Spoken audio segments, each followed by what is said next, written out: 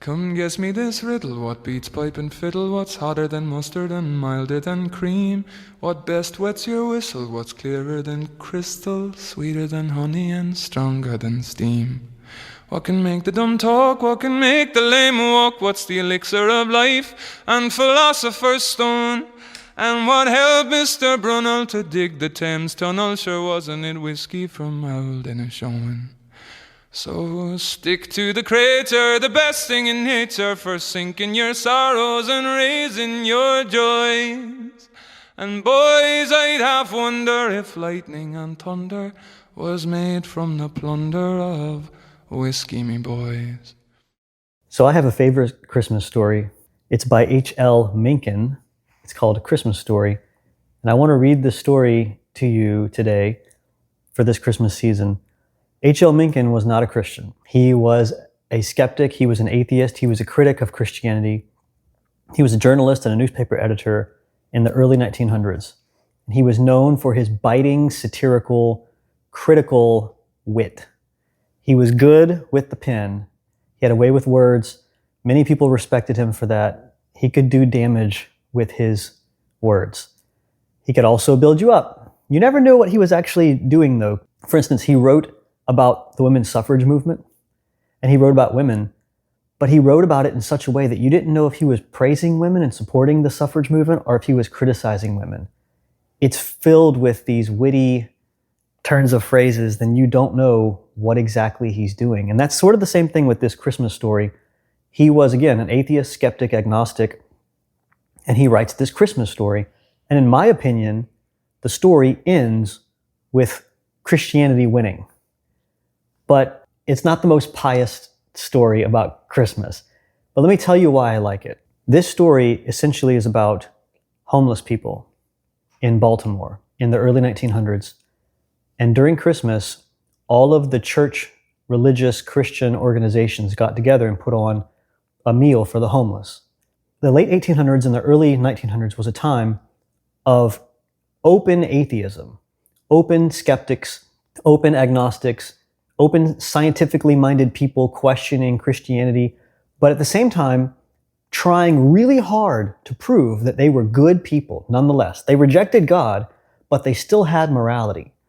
So for instance, Nietzsche famously said God is dead in his writings. He was a German writing in the late 1800s. And what he meant by that was, if we as a Western people, the skeptics, no longer believe in God because of science, because of reason, whatever, we rejected Christianity, we no longer believe in God, then we can't have morality anymore either. Let's just face it.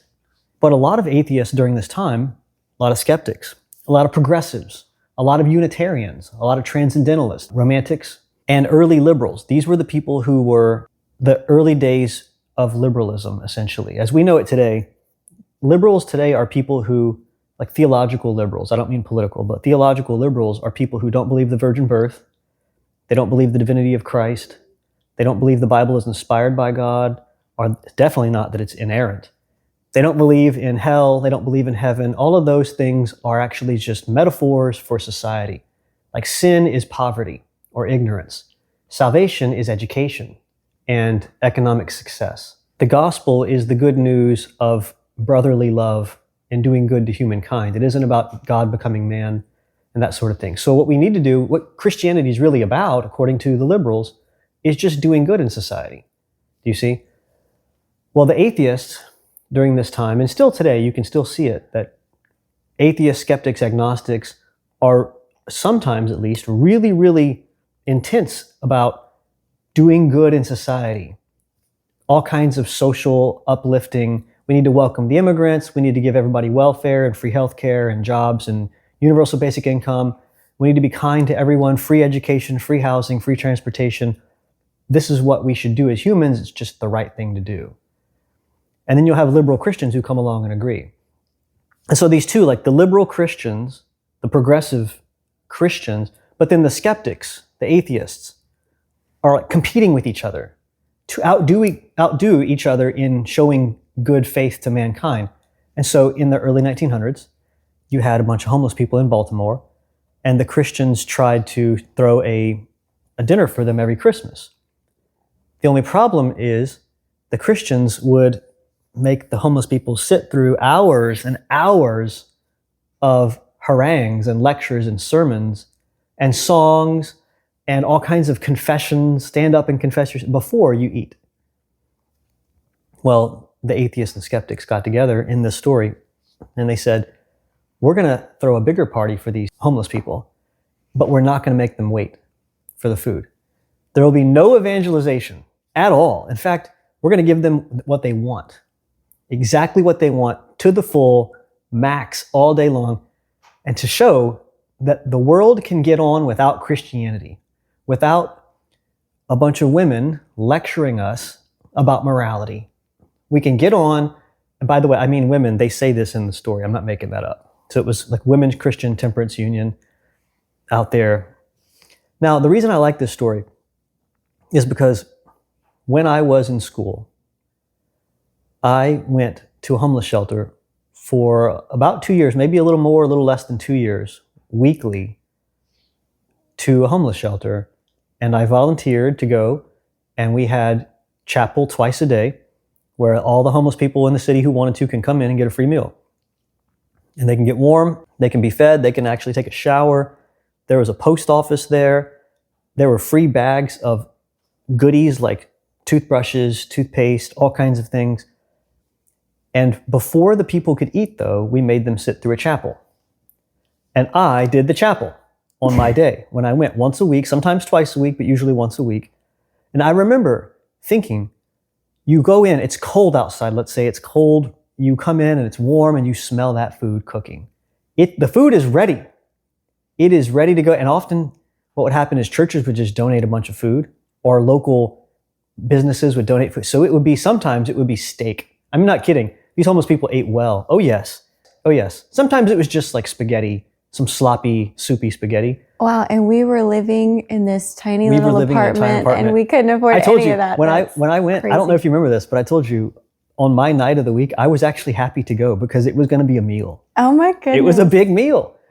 Yeah, it was a huge meal. I feel like at home I've got like sweet potatoes. Floor to ceiling, they had like stocks of baked goods from Walmart or something. I mean, like the muffins, the cakes, the breads, the biscuits, the whatever. So much stuff. Like a pallet's worth of chips or something. An amazing amount of apple cider during Christmas or whatever it was. And these guys would just stuff themselves to death. I told you there was one guy, he would make his own hot sauce. Mm-hmm. Remember I told you that? I have these fond memories of these guys, even though a lot of it's also sad. This one guy, he was just really resourceful. This homeless guy, he would roam the streets and find peppers just out there in the wild somehow, probably in people's gardens. It was like a continuous refilling of the same bottle. So it was just never-ending supply of hot sauce that he had. And sometimes it would be hotter, sometimes not as hot. And we'd ask him, where'd you get the peppers from? And he's like, I found them.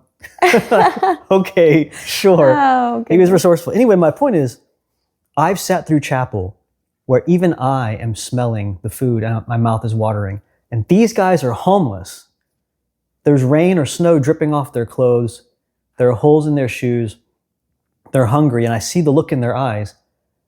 And I got to go on with a sermon for 20 or 30 minutes. And I'm thinking to myself, I don't want to I want to shorten my sermon.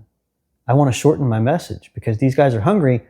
And I feel like I'm using food to lure them in and then switching it with Christianity real quick. Now, they know what they're getting into when they come. However, they're hungry. These people are sometimes really, really, really hungry. And I've often seen these people worship God. We sang a hymn too, before and after sometimes, but always before. I've seen some of these guys worship God like no tomorrow. I'm not kidding. Like with gusto, worshiping God more than I've seen in some churches.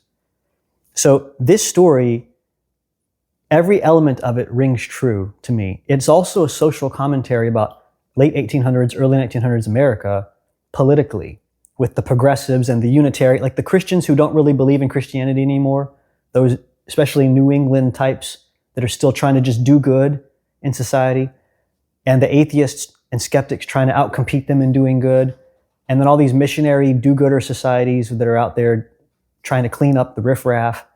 All of that is captured in this story. And then the ending of it is just sublime. in my opinion. I don't care what people say. It's heavenly because I've seen it. I've seen something like this happen. That's all for the free portion of this bonus episode. If you'd like to listen to the rest, you can do so by becoming a paid subscriber at arslibri.substack.com. You'll unlock all our bonus episodes, including the Plutarch series and the Literary Theory series. You'll also get extensive book lists and have the satisfaction of supporting the show.